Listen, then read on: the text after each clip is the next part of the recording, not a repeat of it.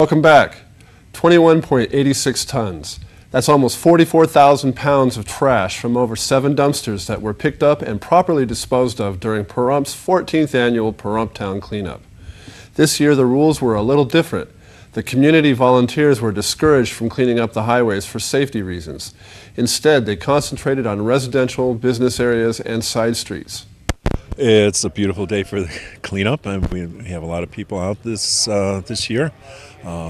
Again, it's like the 4th year running. We chose the Calvada High because it's a centralized location.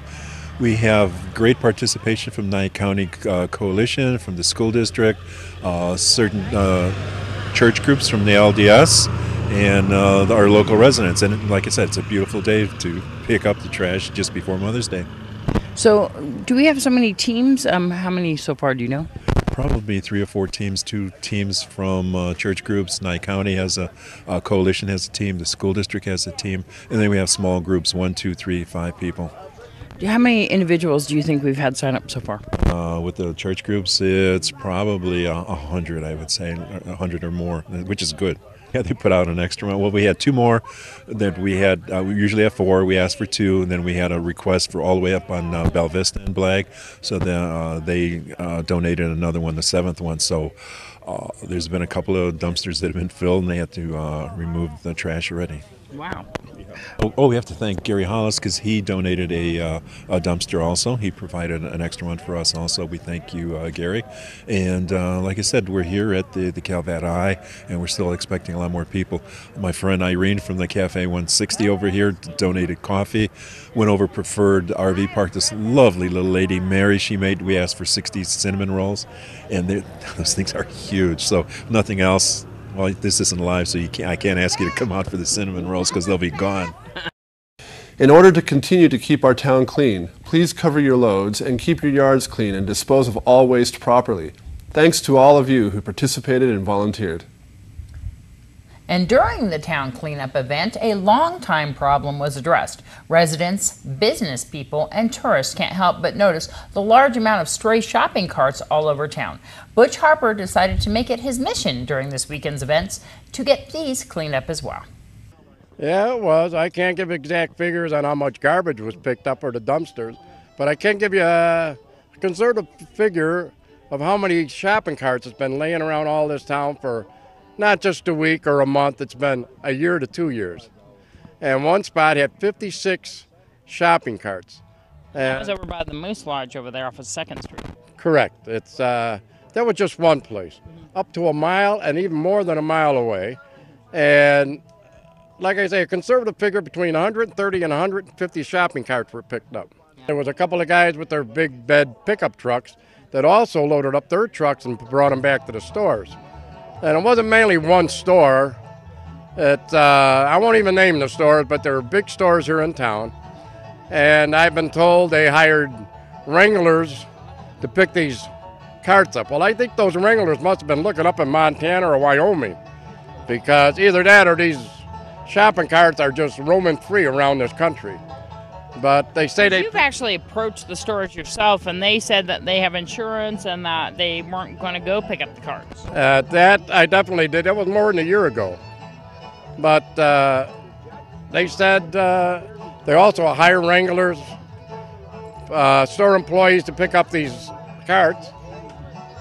But the carts are still there, and I know they're there because I've been personally looking for them for over a year. And you also wrote down the locations and told the stores the locations, and they just pretty much refused to go get the carts. Well, definitely. I spent hours and hours just driving down the side streets, and I still found more after the pickup Saturday. And Deanna right here herself could even testify where there's some at. And I'm willing to go around with any supervisor from any store, and I will show them where there's carts at. I'm putting my services out to them, and if they make statements that they're going to hire wranglers to pick them up, well, why don't you hire those wranglers that did the work yesterday and donate that money to a charity here in town, maybe the Boys and Girls Club for summer camp. But it's many needs in this town, and if you're going to pay wranglers, pay them. When you see people taking the carts from the stores and walking down the streets with the carts, Isn't that stealing? Should we be calling the sheriff's department? As far as I'm concerned, it's stealing. And some of these carts were on private properties. And I went to the people that own the property and said, we're coming up here, pick up the carts. And they couldn't say no. But if it's on private property and it's been there for a while, I don't know if you can hold property owners accountable for it being on their property or not. But at least, you know, if it's there, it's not that hard to bring it back.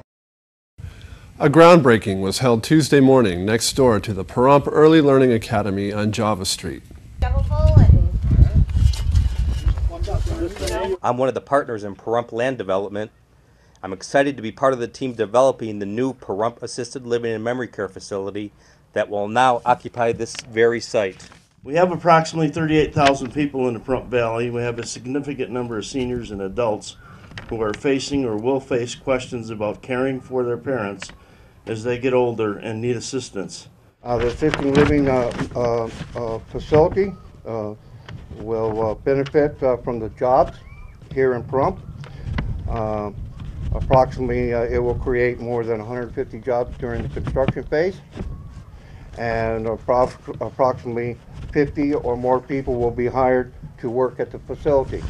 This is the first here in Pahrump, and it's definitely a much needed community here in Pahrump. What are we looking at here as far as the facility? We're looking at assisted living and memory care. So what we will do is we will provide any care that's needed for those that cannot care for their loved one in their home, as well as we'll provide a secured environment for those who are dealing with memory loss. This is a $7.2 million project? Yes, it is. It'll be about 70 units, and so those are going to make up both assisted living, and then there's going to be semi-private and private units in our memory care. We had a little groundbreaking here today. Yes, we did. It was very exciting to attend the groundbreaking as the project is definitely moving along. Our contractor is actually Brock Metzka of Edward Homes, and he's done a lot of commercial and residential development here in Pahrump. This is going to be an 8-month project. So the slated opening is the end of February 2013.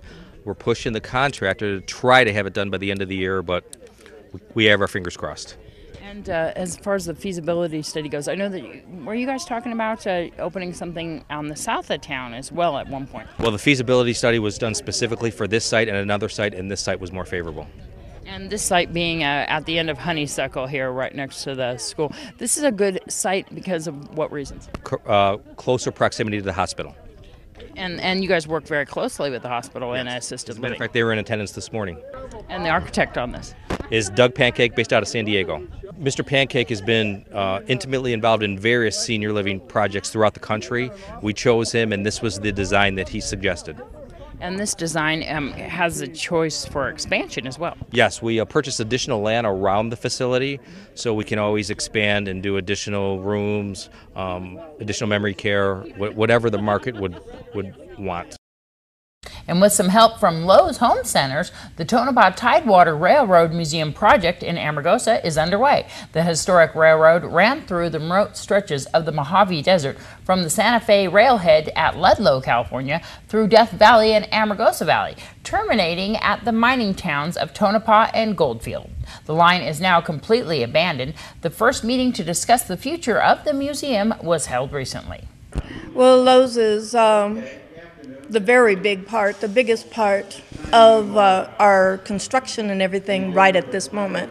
And we're involved in the construction process.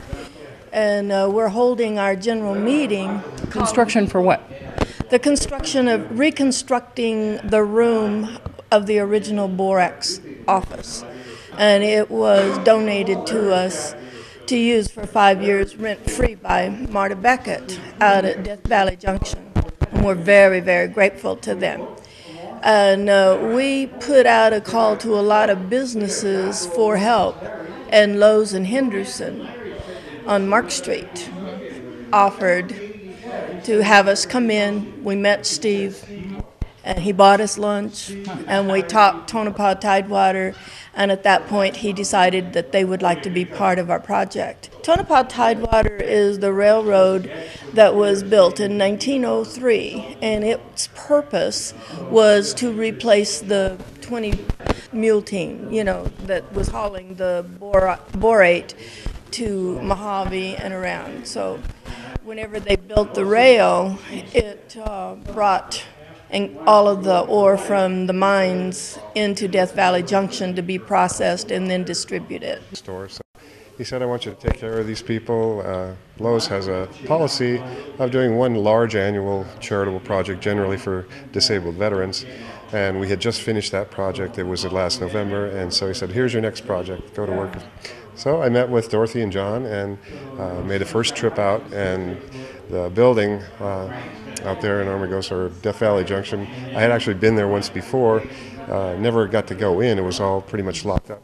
Personally, I can't wait to bring my grandchildren out. So I've been telling them about it and showing them photos, and I watched the DVD of the original train and how they had a race to see who could get their train line set up first.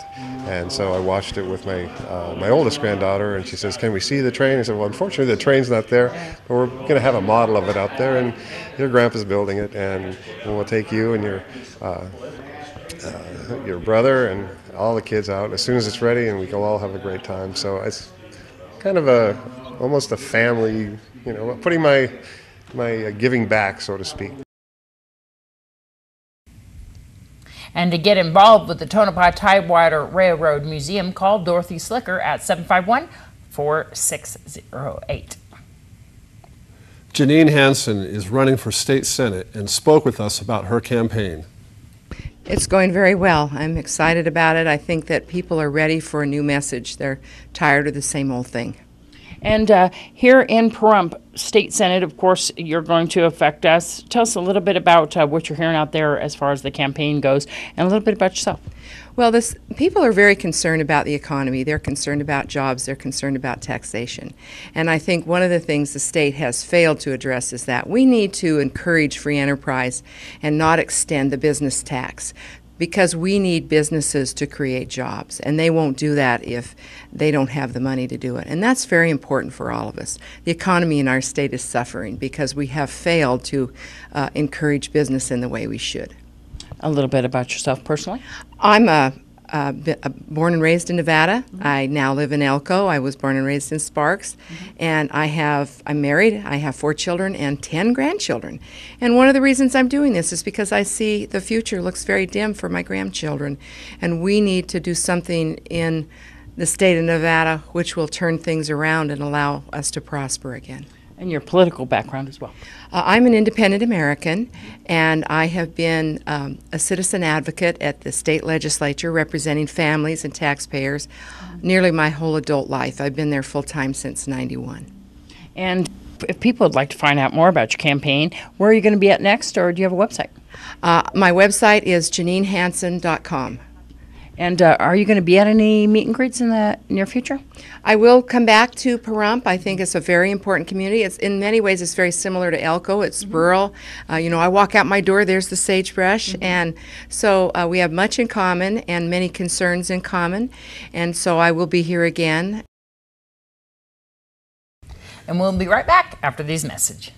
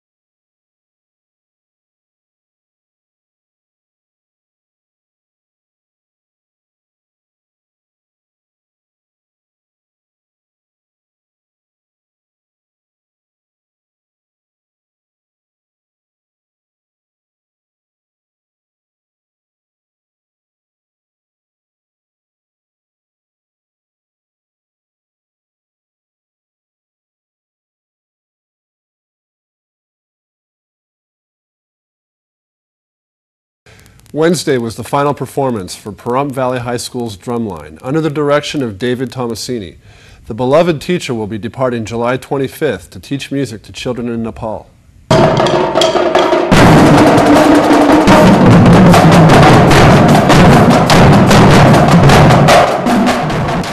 Tonight we have the Pahrump Valley High School Concert Band. They're going to be performing 4 different works. They're doing a benefit concert.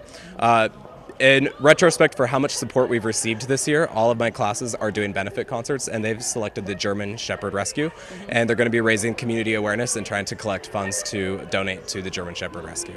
This will be the entire concert band, that is correct. It'll be at 6:30, and it will be in the courtyard, which is a new venue for us at Pahrump Valley High School. What is the entrance fee? It is actually free. We're just asking for donations, and if you don't feel like donating, just come have a good time. That's the best thing we can ask for you. We have some other performances coming up? That is correct. Next Tuesday, May 22nd, is a huge concert. It's our concert for the veterans, which is going to be hosted by our women's choir.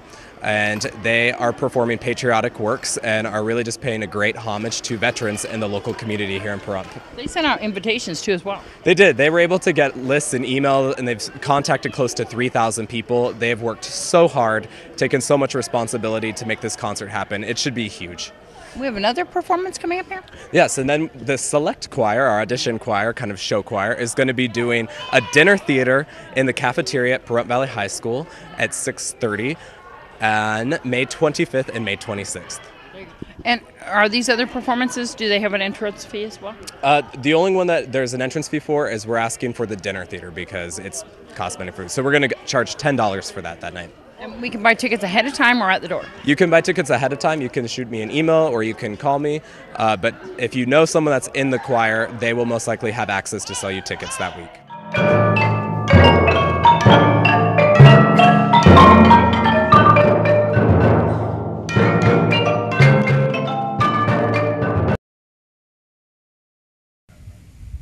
And watch the entire performance on KPVM's YouTube or Facebook page.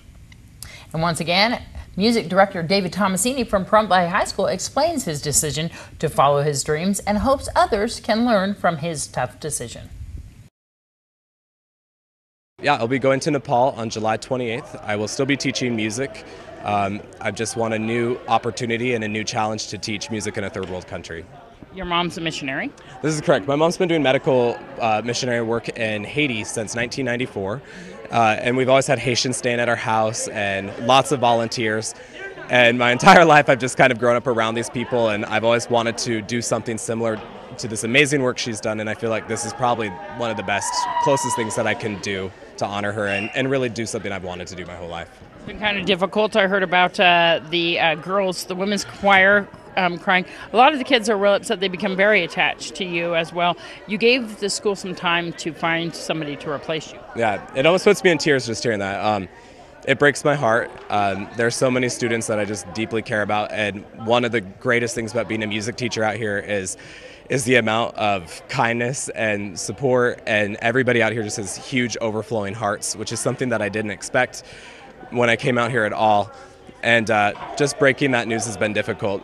And the reason why I did it so soon is so the school administration could take proper and adequate time to replace me and get a qualified music teacher, and so that there isn't a lapse of a substitute or no teacher, and that the students aren't left behind with nothing. So it's been really hard. You're going to be gone for 2 years, but you're from Idaho. So are you going to be going to Idaho after that, or you don't have any plans? You don't know where you're going after that? I have no idea. Wherever the wind blows, I have no idea. They told me in Nepal that most people stay there for 4 to 6 years at a minimum, even though I'm only supposed to be there for 2. But you'll be teaching music there? So all the kids that benefited and got very attached to you will also get attached to you there? I hope so. I hope it doesn't. I guess it's always going to be this hard everywhere you go.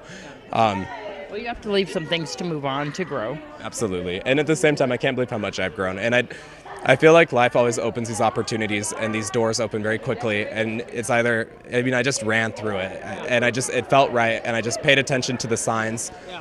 And it seems like this is where I'm supposed to go. It just feels the right thing to do, as hard as it is to leave. We wish you luck. I know that it's going to be difficult, but it is something that the kids are learning a little bit about how you have to close the door and kind of move on, and sometimes it's hard.